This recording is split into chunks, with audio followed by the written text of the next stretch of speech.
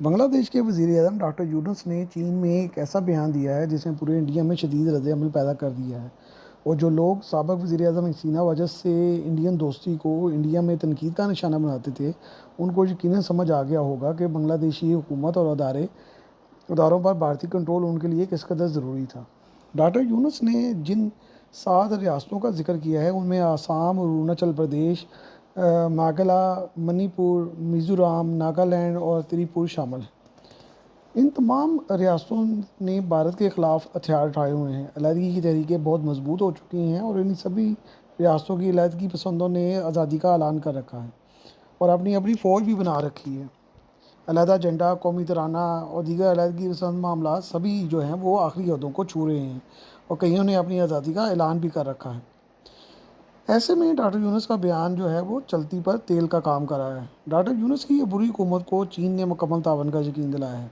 अगरचे हसीना वाजद के दौर में भी बांग्लादेश के चीन के साथ ताल्लुकात बड़े ही आइडियल थे, लेकिन भारतीय शीर्षबाद का अमल दखल बहुत ज़्यादा था।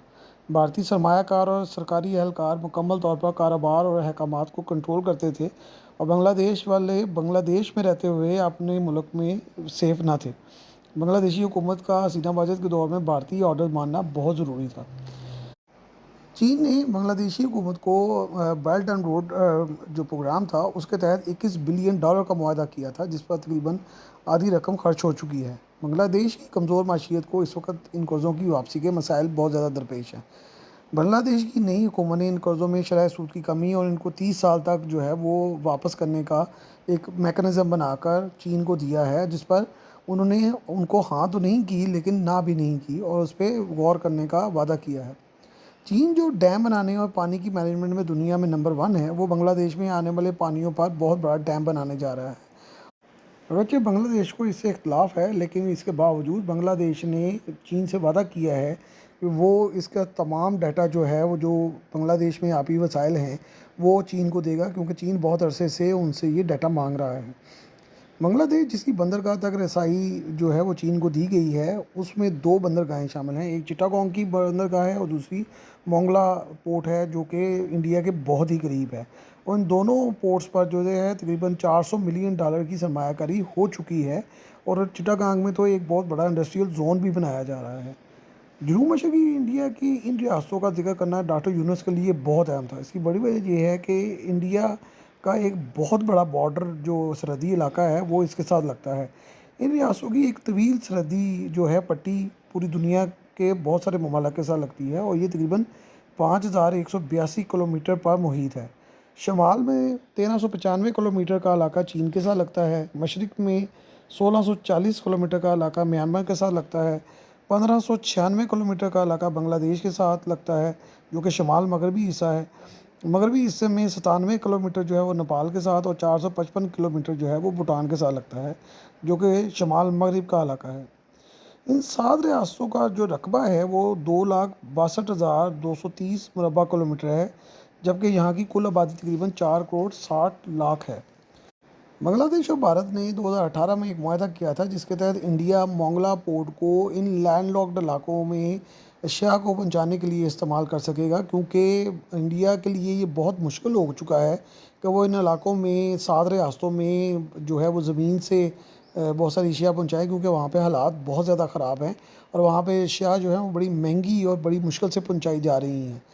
उसी ज़मीनी रास्ते को कम करने के लिए और इसके अखराजात को कम करने के लिए इस पोर्ट यानी मोंगला पोर्ट को जो है वो लैंड लॉक्ड जो 7 रियासतें हैं उनके लिए इस्तेमाल किया जाना था और इससे अखराजात में काफ़ी कमी आनी थी।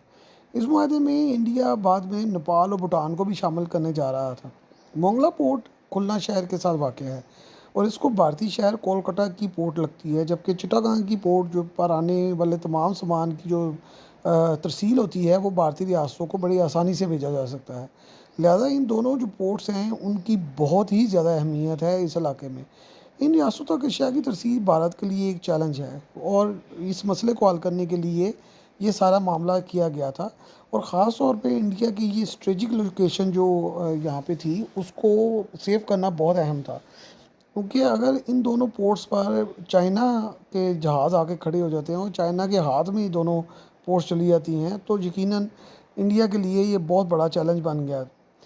अब ये चैलेंज बन चुका है। इंडिया ने बहुत अच्छे तरीके से हसीना माजिद को इस्तेमाल करके इस स्ट्रेटेजिक लोकेशन को बचाया हुआ था और चीन को बहुत ज़्यादा प्रेशर के बावजूद भी हसीना माजिद यहाँ पे आने नहीं दे रही थी, लेकिन डॉक्टर यूनुस ने आते ही ये आसानी कर दी है और चीन को ये रास्ता और ये इलाका जो है वो आसानी से दे दिया है और उनको कहा है कि यहाँ पे खुल के इन्वेस्टमेंट करें, हमें इस पर कोई इतराज़ नहीं है।